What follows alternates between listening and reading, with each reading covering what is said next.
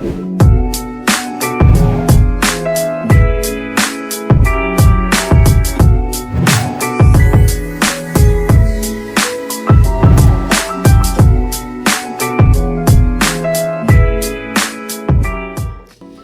d'habitude, vous êtes des nôtres et nous sommes très contents de vous retrouver une fois de plus aujourd'hui pour les comptes de ce nouveau numéro de votre émission Le Débat National sur DRC Info Télévision. En tout cas, c'est toujours un plaisir. Et aujourd'hui, comme vous le savez, nous allons parler des sujets très pertinents. Il y a d'abord cette histoire du week-end de samedi, la sortie officielle de l'Union sacrée de la Nation, la plateforme qui soutient la vision de son Excellence Félix-Antoine Tshisekedi Tshilombo, président de la République. Au stade des Martyrs, nous avions vécu, mais sur ces plateaux, nous allons en parler avec un cadre de l'Union sacrée aussi, mais surtout du parti politique FIDEC, qui est membre de l'Union sacrée. Alors, en deuxième position, nous sommes le 1er mai.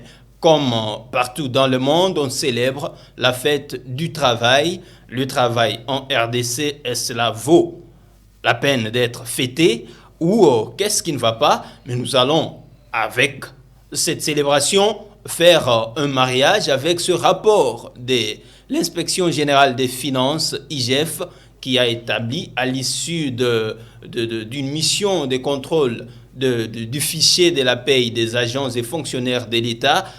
Il en ressort un constat amer, plusieurs millions de dollars, mais des milliards en francs congolais qui échappent au trésor public à travers des doublons et autres. Nous allons essayer d'en parler sur ces plateaux avec notre invité que je m'en vais déjà vous présenter. Il s'agit de M. Samuel Mandé Makelela, qui est président de la Ligue des jeunes de la Fédération du Lukunga, du parti politique FIDEC.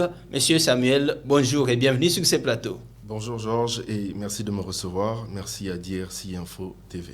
Merci beaucoup, c'est un plaisir pour nous de vous avoir sur notre plateau. Alors, d'entrée des jeux, je vous ai présenté, je ne sais pas si cela est suffisant, mais il y a encore beaucoup d'éléments sur votre profil. Je vous prierai pour le bénéfice de nos téléspectateurs de vous présenter une fois de plus, si vous le voulez bien.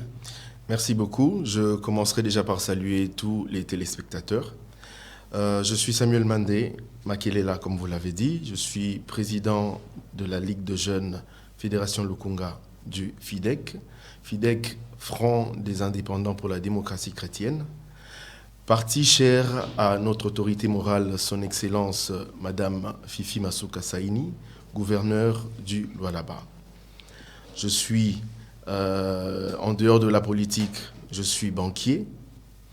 Et je tairai ici donc la banque où j'exerce. Okay. Mais j'ai effectivement un parcours professionnel de près de 10 ans dans le secteur.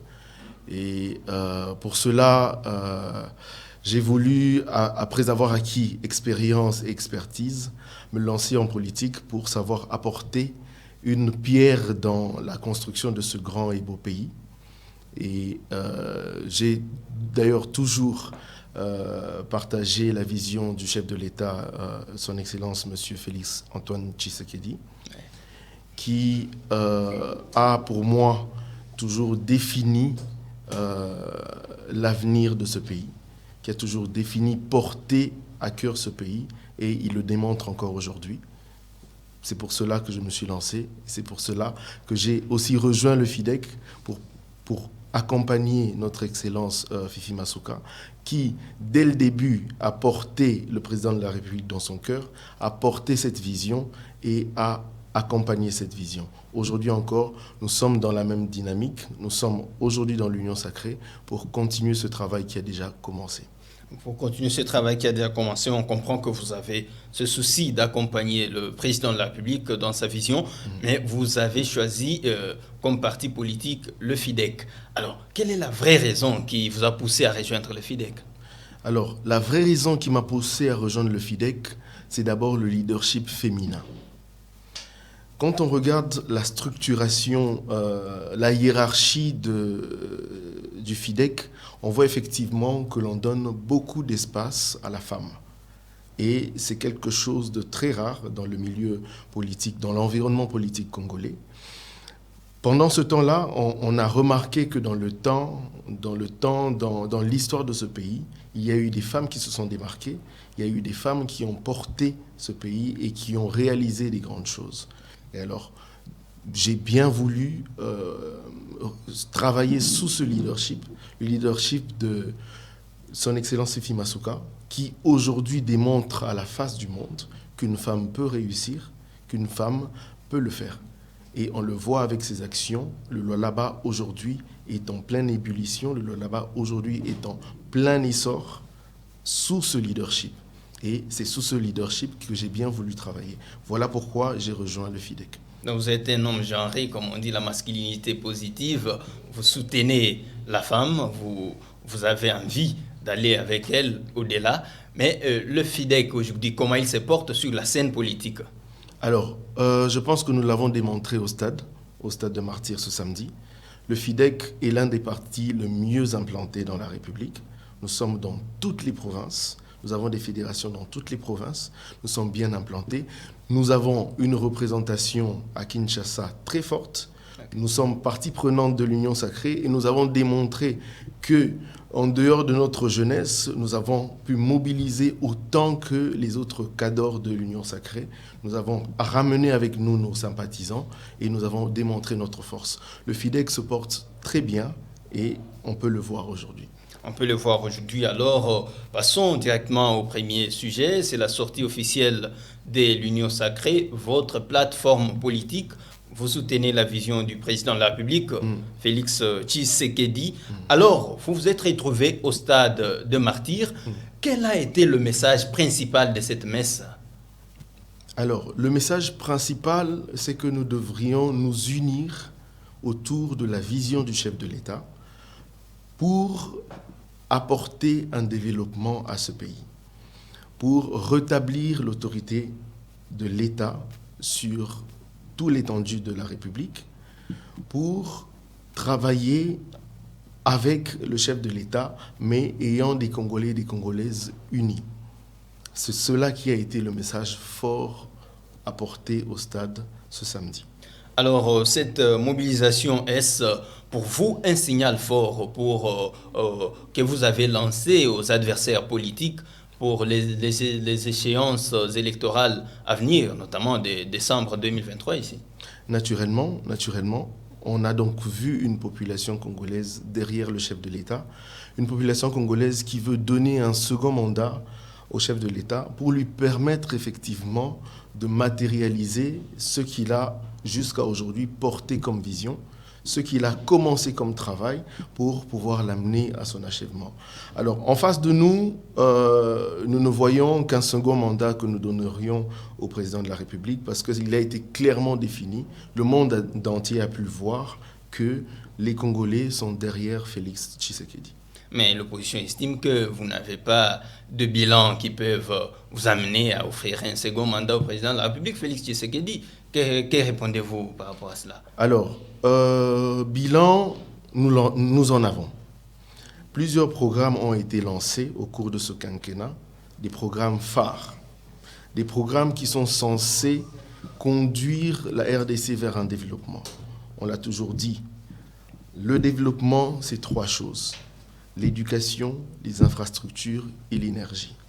L'éducation, on ne pourrait pas ici devoir parler de la gratuité de l'enseignement, quelque chose d'effectif.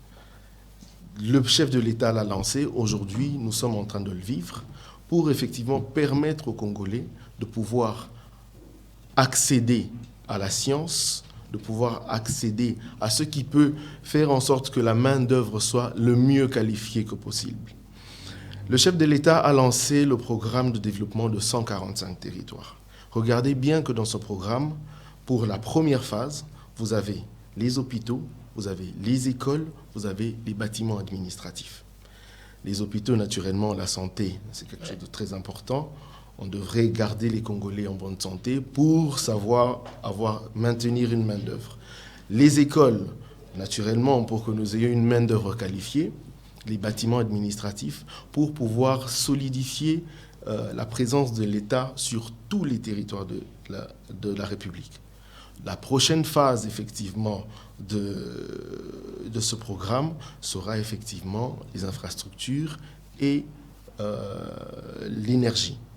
On voit effectivement que le chef de l'État a pensé le développement de la République et est en train de mettre en œuvre. Alors, on ne devrait pas s'arrêter ici parce que les actions ont déjà commencé. On devrait donc mener jusqu'à la fin cette vision, cette pensée et pouvoir placer le Congo à un certain niveau sur l'échiquier international.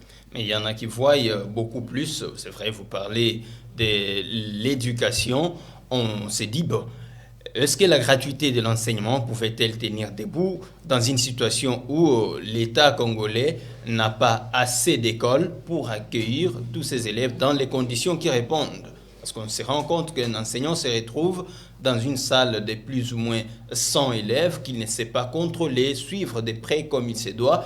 Est-ce là promouvoir la bonne qualité de l'éducation? Alors, ce problème a été rapidement rattrapé.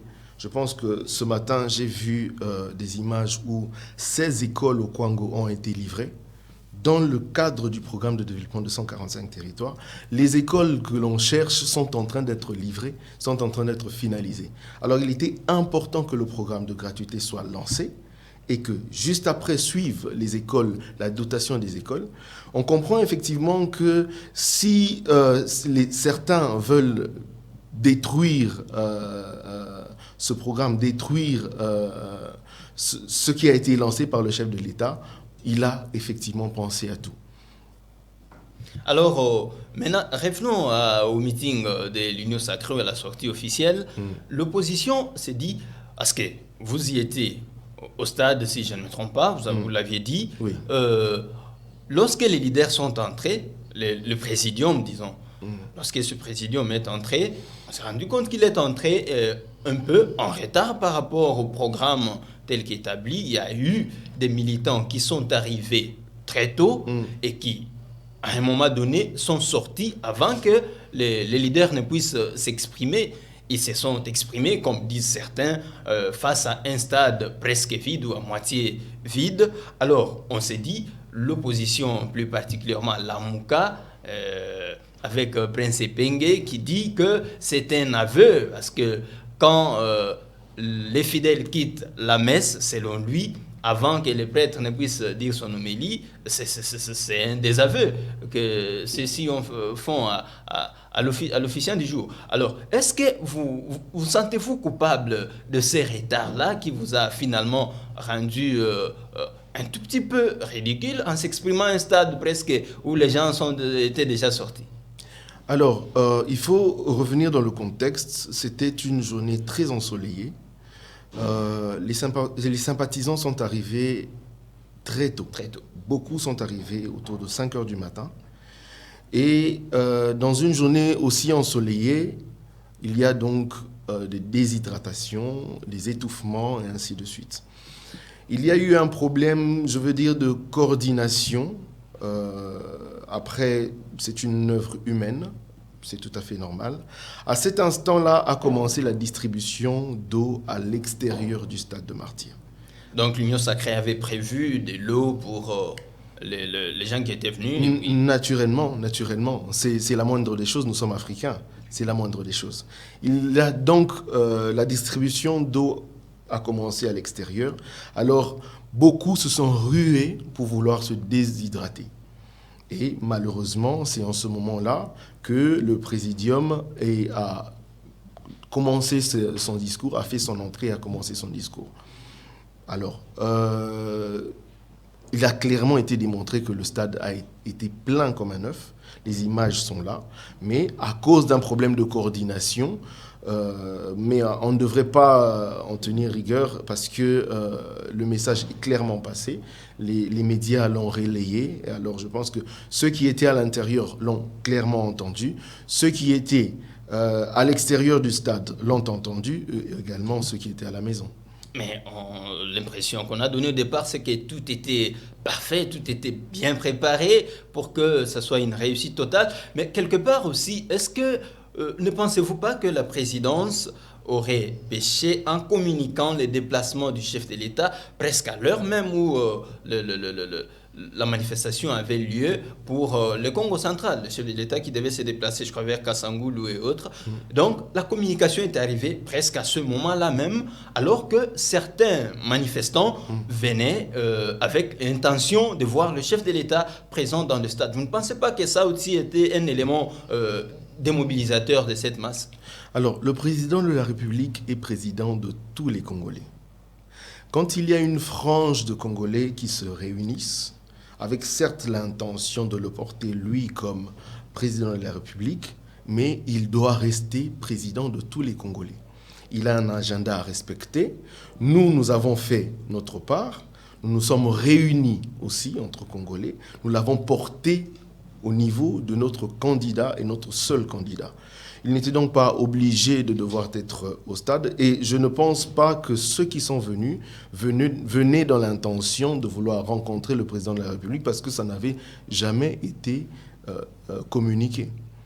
Alors, la partition jouée par le FIDEC au stade des Martyrs, c'est quoi plus précisément? Alors, le FIDEC, comme tous les autres partis membres de l'Union sacrée, s'est présenté, a répondu à l'appel du Présidium. D'ailleurs, notre autorité morale, son Excellence Fifi Masuka, était présente au stade. Ok, elle a fait les déplacements. Exactement. Nous l'avons donc accompagné parce que nous avons une voix à faire valoir. Nous sommes partie prenante et nous sommes un parti de l'Union sacrée à part entière. Donc nous devrions nous aussi accompagner cette initiative. C'est pour cela que nous nous sommes présentés. Mais on dit de vous que malgré tout cela, les intentions ne sont pas bonnes pour les élections en décembre. Est-ce que vous êtes prêt pour les élections ou bien vous envisagez une certaine négociation avec l'opposition, notamment le PPRD qui n'a pas voulu s'inscrire dans ce processus d'enrôlement et autres pour un éventuel glissement, comme on le dit chez nous? Alors, la CENI a déjà publié son calendrier pour des élections présidentielles, législatives et provinciales le 20 décembre de cette année. Nous, du côté de l'Union sacrée, nous sommes prêts pour les élections. Voilà pourquoi nous avons été ensemble ce samedi pour la sortie officielle. Je ne vois pas la raison qui ferait en sorte que nous voudrions glisser. Nous avons démontré à la face du monde que nous sommes acquis au changement, nous sommes acquis à la vision de Félix Tshisekedi et que nous sommes majoritaires, que le Congolais, que la population congolaise est derrière nous. Pourquoi nous voudrions glisser? Quel serait l'élément moteur? Il n'y en a pas. Nous sommes prêts, même s'il faut que les élections soient ramenées en juin, nous sommes prêts. Nous irons aux élections et nous y participerons. En tout cas, vous croyez aux élections. Vous avez des ambitions d'être candidat? Oui, j'ai des ambitions d'être candidat. À la Lukunga, bien sûr. Naturellement. Parti à la provinciale. Et vous avez aussi mobilisé pour l'enrôlement et autres? Oui, naturellement. Nous avons fait un travail de terrain, comme d'habitude. Ça, c'est le mot d'ordre de notre parti. Nous travaillons vraiment calmement, silencieusement, mais vraiment dans le fond. Et comment se gèrent les ambitions aujourd'hui au sein de l'Union sacrée? Parce que, étant devenu une plateforme politique, il faudrait présenter des candidats. Les candidats seront présentés sous les labels Union sacrée ou bien des regroupements politiques qui seront cette fois-là membres de l'Union sacrée? Oui, naturellement, ça sera des regroupements politiques parce que l'Union sacrée est une plateforme politique, mais nous avons des partis politiques et des regroupements qui, ensemble, constituent l'Union sacrée. Les candidats seront présentés dans leur regroupement. Et parlons de cette manifestation, d'où vous sont venus les moyens, parce qu'on vous accuse d'avoir utilisé les caisses de l'État pour organiser tout ça. Mais c'est des moyens colossaux quand on voit l'organisation, on voit comment les choses se sont passées, on voit la mobilisation de la marée humaine. C'est pas moindre chose. Est-ce que vous n'aviez pas touché à la caisse de l'État pour organiser tout ça? Alors, moi, je voudrais parler pour notre compte. Un parti politique vit par les cotisations de ses membres. Nous avons eu de notre parti, des petits moyens, des faibles moyens, pour quand même assurer le déplacement de nos membres. Nous n'avons rien reçu du Trésor public.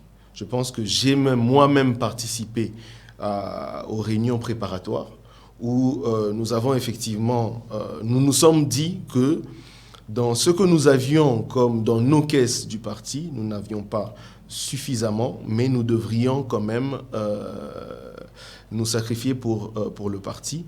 Et moi-même, en tant que cadre, j'ai pris de ma poche pour assurer le déplacement de ceux qui m'ont accompagné au stade. Et nous sommes retournés ensemble avec eux. Le FIDEC n'est pas un parti comme on voudrait le définir. Nous cotisons, nous participons à la vie de notre parti. Nous sommes implantés dans plusieurs provinces. Vous pourrez voir comment devraient fonctionner ces autres fédérations-là. C'est vraiment les membres qui apportent de leur intelligence, de leur finance, de leur participation pour faire vivre le parti. Alors, est-ce que, pensez-vous que l'Union sacrée n'est pas le FCC bis? Après, c'est ce que nous entendons dans la cité. Certains acteurs politiques tendent à vouloir le dire, mais il est évident que ce n'est pas le cas. Nous savons tous que l'Union sacrée est née du discours du chef de l'État appelant la population congolaise à se rallier à sa vision. Donc, je voudrais savoir si le FCC est également né comme ça. Je ne pense que non. Donc, l'Union sacrée, ce n'est pas FCC bis. C'est presque les mêmes figures qui hier étaient au FCC. Et qu'est-ce qui vous garantit que cette fois-là, l'idéologie a changé et que les choses peuvent aller contrairement à ce que l'on a vécu au sein du FCC? Alors, ces figures-là sont des Congolais. Ces figures-là ont répondu à l'appel du chef de l'État. C'est le chef de l'État qui conduit de main de maître sa vision politique et tout le monde se range derrière lui. Je ne pense pas que la haute autorité du FCC, c'était M. Félix Tshisekedi. Je ne pense pas. Alors, pourquoi les choses devraient être de la même façon? Le leadership est différent. Et donc, vous croyez à un autre leadership par rapport à ce l'on a vécu avec Joseph Kabila, au FCC et autres. Espérons que cela sera mieux par rapport à ce qu'on a vécu pour le bien du peuple congolais. Mais est-ce que cela était-il opportun d'organiser une telle manifestation en lieu et place de vous mettre pour réfléchir stratégie, comment sortir la population de cette misère, de cette crise économique qui la ronge aujourd'hui? Vous êtes dans les domaines des finances, c'est pas autre, des banques. Vous savez que le taux d'échange a pris tellement de la hauteur. Est-ce que vous ne pensez pas qu'il fallait peut-être d'autres ateliers par rapport à ce que vous nous aviez offert comme spectacle au Stade des Martyrs? L'Union sacrée, je crois que si vous avez lu la charte constitutive de l'Union sacrée, il y a plusieurs organes. Les organes stratégiques sont définis dans la charte. Après, il ne faut pas que ce ne soit qu'un groupe de personnes qui réfléchissent et prennent des résolutions et s'arrêtent à en parler entre eux. Ce qui s'est passé samedi, c'est qu'après réflexion, il a été question de transmettre à cette population qui est acquise à la vision de chef de l'État. Vous avez vu, je crois qu'avec moi, les membres du Présidium, les uns après les autres, défiler, parler et apporter,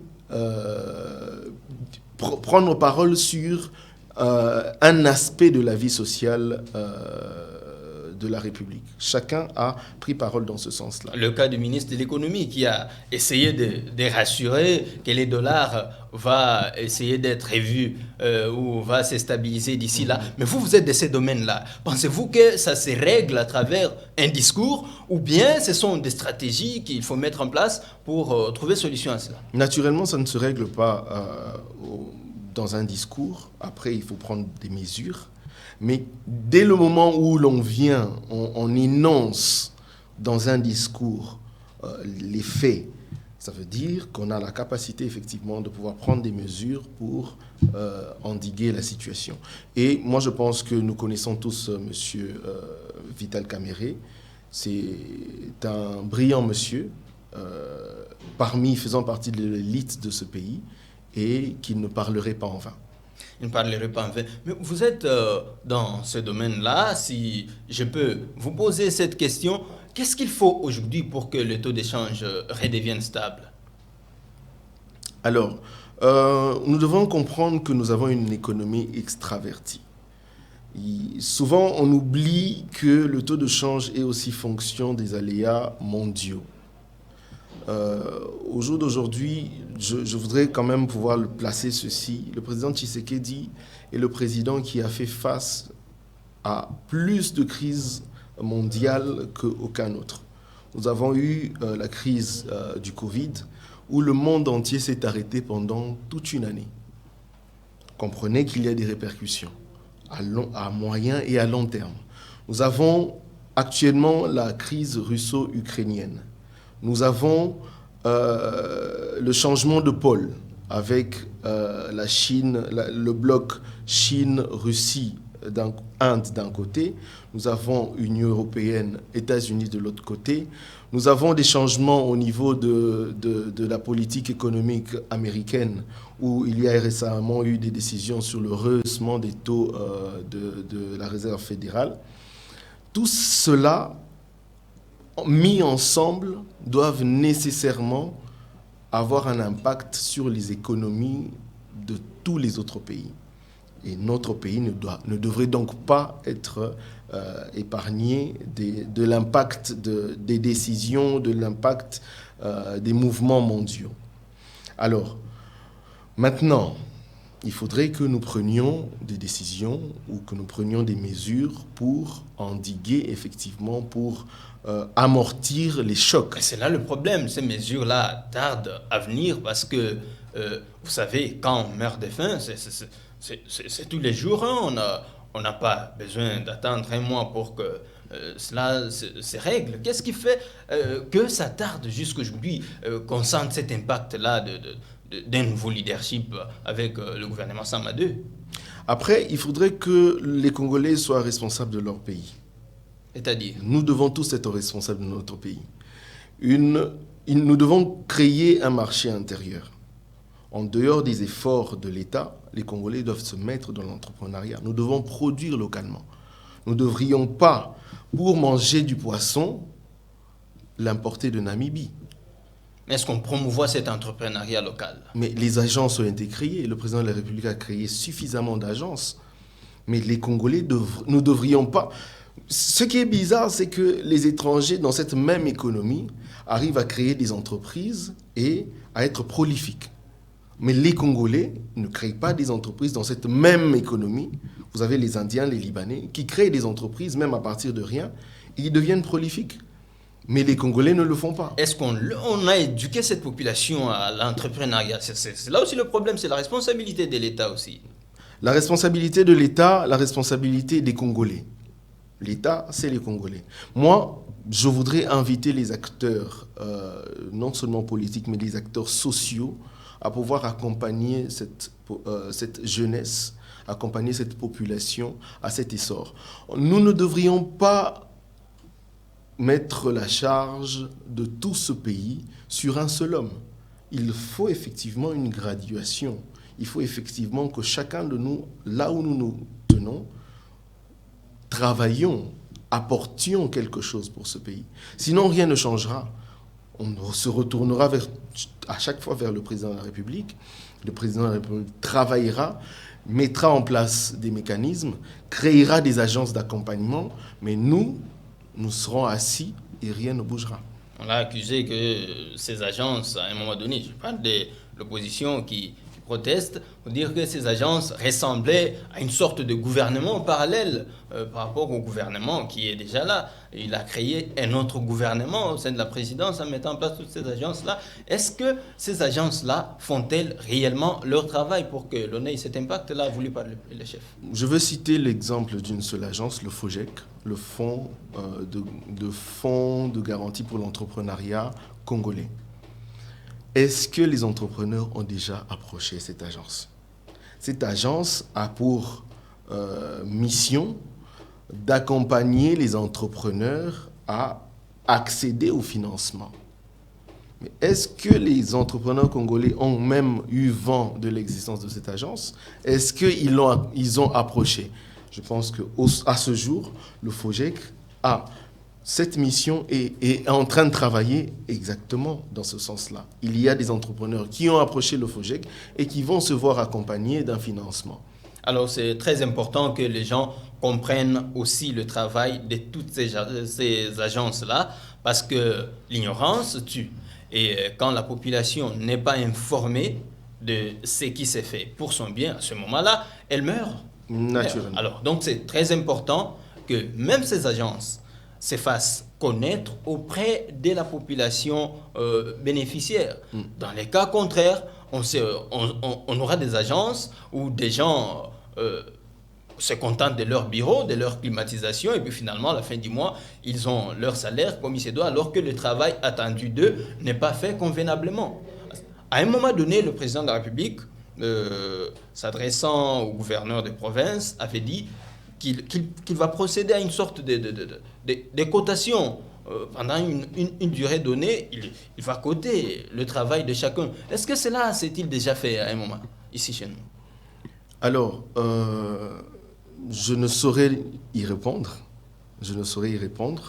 Mais je pense que le président de la République est actuellement aussi, d'ailleurs la nation tout entière est en train de faire face à des problèmes sécuritaires de grande envergure.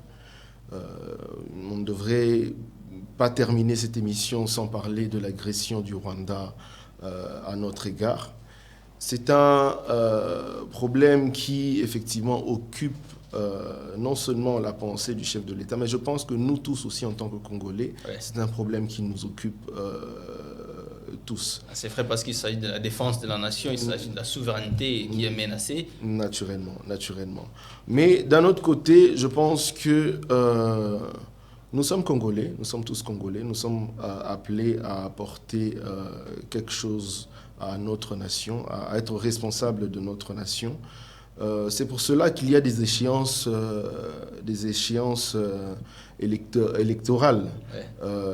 Si effectivement la population estime que son bourgmestre n'a pas atteint les objectifs que elle-même la population lui a fixés, le gouverneur ou le député ou qui que ce soit qui aurait obtenu un mandat électoral, allons aux élections, rectifions cela, mais votons responsables. Votons responsables, tel que vous l'avez dit. Alors, quelque part, nous avions parlé ici avec vous de l'entrepreneuriat. Alors, ceci nous permet de parler de cette journée d'aujourd'hui, qui est le 1er mai 2023. Cela va faire la 137e célébration de cette journée dédiée aux droits des travailleurs à travers le monde. Alors, si l'on doit rester dans les contextes congolais, comment vous décrivez les conditions de travail des Congolais aujourd'hui? Alors, les conditions de travail restent encore difficiles. Nous ne sommes pas encore arrivés. Les conditions de travail restent encore difficiles parce qu'aujourd'hui, nous avons encore des miniers artisans qui travaillent dans des conditions difficiles, dans des mines artisanales, à l'est du pays ou au Katanga. Nous avons encore aujourd'hui un SMIC qui reste encore très faible. Les conditions de travail ne sont pas encore, nous n'avons pas encore atteint un niveau acceptable. Je pense que nous devrions donc travailler encore dessus, mais je pense que l'avenir est radieux. L'avenir est radieux, mais cette célébration qui devient une routine, on se contente des discours, on se contente de faire des folles promesses que parfois l'on ne finit pas par réaliser. Mais qu'est-ce qu'il faut aujourd'hui pour remédier à cette situation des travailleurs congolais qui, à chaque fois, ne fait que s'empirer? Alors, je pense que c'est un effet d'entraînement. Nous n'avons pas suffisamment d'entreprises. Je pense qu'il faudrait que la concurrence, la concurrence arrive très souvent à résoudre ce genre de problème. En dehors de la volonté politique ou de l'action politique, il faudrait effectivement que notre économie atteigne une expansion. Je pense que le ministre, son Excellence Nicolas Kazadi, le ministre des Finances, l'a souvent répété. Nous avons déjà très peu de comptes fiscaux au niveau de la DGI, ceux qui effectivement arrivent à payer l'impôt sur le revenu professionnel. Ça démontre effectivement qu'il y a encore des problèmes au niveau des travailleurs clandestins, ainsi qui ne sont pas reconnus par l'État. Il y a du travail à faire, mais nous devrons ensemble devoir y arriver, mettre la main dans la pâte et devoir y arriver. Mais pour ce qui est des impôts, qu'est-ce qui fait assez que ceux qui gagnent le plus, parfois, ne payent presque rien? Quand vous avez, je vois la situation des politiques, des mandataires et tout ça, qui presque ont la grosse part de la caisse du Trésor, mais en retour, ils ne payent presque rien, alors que l'on coince les pauvres citoyens, les pauvres mamans qui vendent dans les Wenzé, qui vendent dans la rue, on les embête parfois avec une brutalité comme pas possible. Mais qu'est-ce qu'il faut pour qu'on puisse résoudre toute cette situation-là, que ceux qui gagnent le plus payent le plus pour que cela bénéficie au trésor public? Alors, à mon sens, j'ai l'impression que ceux qui gagnent le plus payent le plus. Parce qu'on parle d'une pression fiscale énorme sur... Bon, après, les mandataires et autres, il y a la loi définit effectivement ceux qui doivent payer et ceux qui ne doivent pas payer. Je pense que récemment, on a introduit l'IPR sur les revenus des fonctionnaires et ainsi de suite. Mais je voudrais parler du secteur privé. Ceux qui gagnent le plus payent le plus. Ah, vous parlez du secteur privé. Moi, je vois les caisses de l'État qui sortent assez d'argent pour plusieurs dignitaires du pays, plusieurs personnalités politiques de haute facture, mais qui, en retour, presque ne font pas une opération dans les caisses de l'État en termes de taxes, des impôts et tout ça. Ils essayent de contourner cela à travers leur casquette. Vous verrez... Quand vous sillonnez, dès que vous voyez une voiture mentionnée député national, et là, les roulages vont directement ça. On n'a plus besoin de faire un contrôle, on n'a plus besoin de demander quelques documents que ce soit. C'est pourquoi je dis que ça pénalisait un tout petit peu les trésors aussi. Bon, je n'ai pas connaissance du fait que les mandataires ou la représentation de la population, la représentation de l'État paierait moins d'impôts ou ne paierait pas, userait de trafic d'influence et ainsi de suite. Si tel est le cas, je crois que c'est des infractions punies par la loi. Mais après, bon...